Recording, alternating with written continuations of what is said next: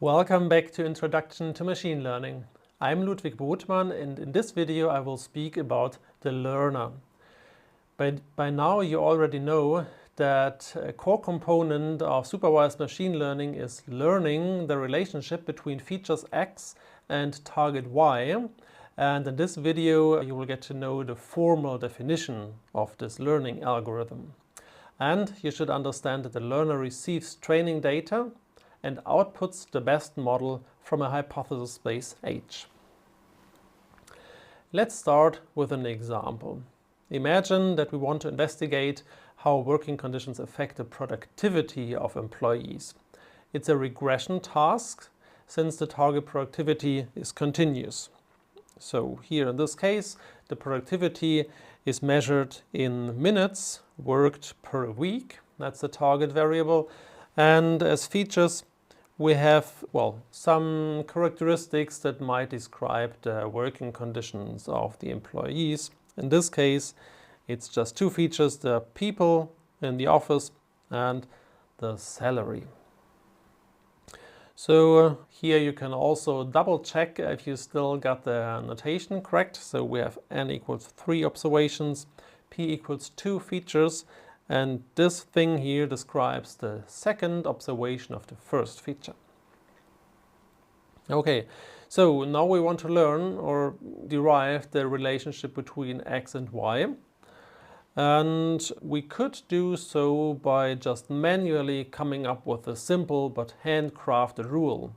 Like in this example here, we could say that the baseline productivity of an employee with a certain feature set, let's say salary 3,000 and 7 other people in the office, is some value of 1,850 minutes. Well, the numbers really don't matter here. And then we could say of this baseline, the productivity decreases by 30 minutes per week for each person more in the office. And we could say that it increases by 10 minutes per week with an increase of the salary by 100. This would be a very easy and non-complex handcrafted rule, but we don't really have any idea if that's only slightly related to the true data generating process. So we really don't know if this leads to a good model. And on the other hand, it's also not feasible, because coming up with such handcrafted rules for two features might be okay-ish, but of course not for more dimensions. So what do we do instead? Instead, we use machine learning.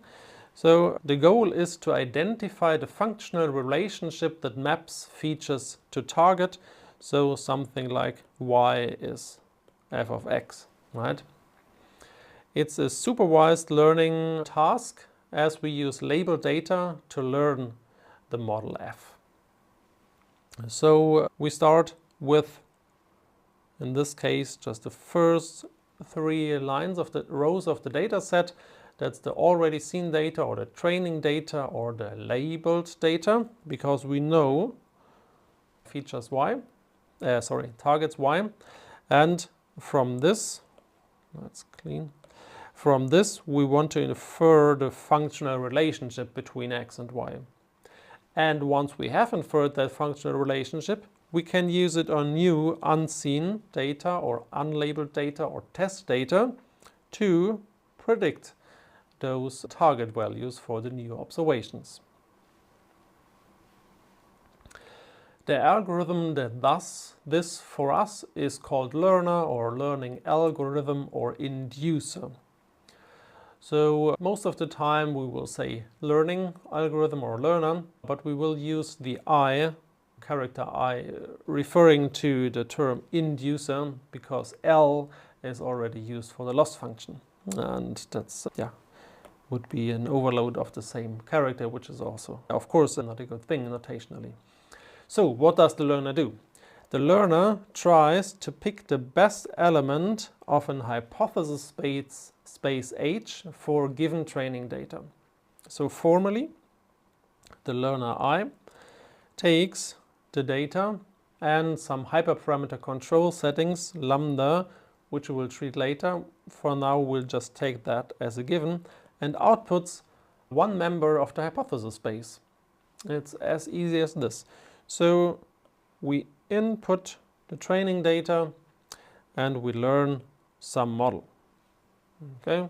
And after we have learned the model, we can look at this like from this perspective here. So with new features, we can use that model to predict a target variable if we don't know it already. Oh, sorry. For now, I said the learner tries to pick the best element of the hypothesis space. That's true. But as you already might know, we can have parameterized models and therefore also parameterized hypothesis spaces. So in the case of a parameterized model, the inducer or the learner just tries to find the best parameter combination. So the best element of the parameter space instead of the best element of the hypothesis space. This should be, hopefully, in most cases, more or less equivalent, of course. So let's close with the learner definition in pseudocode. So first of all, the learner gets a hypothesis space of functions, potentially parameterized functions. Then we have to pass a training data set and these hyperparameters. That's what the learner gets. And what the learner does for us is it sets the parameters such that the model fits the data best. So setting the parameters to fit the data best means we have some optimal parameter vector theta hat. The hat always means predicted or estimated objects. Could also directly return the function f hat, the best function f hat, if it's not a parameterized model. Well, this is returned for later usage. So we get from the learner the model, and after that we can use the model to predict in future cases where we only know the features but not the target.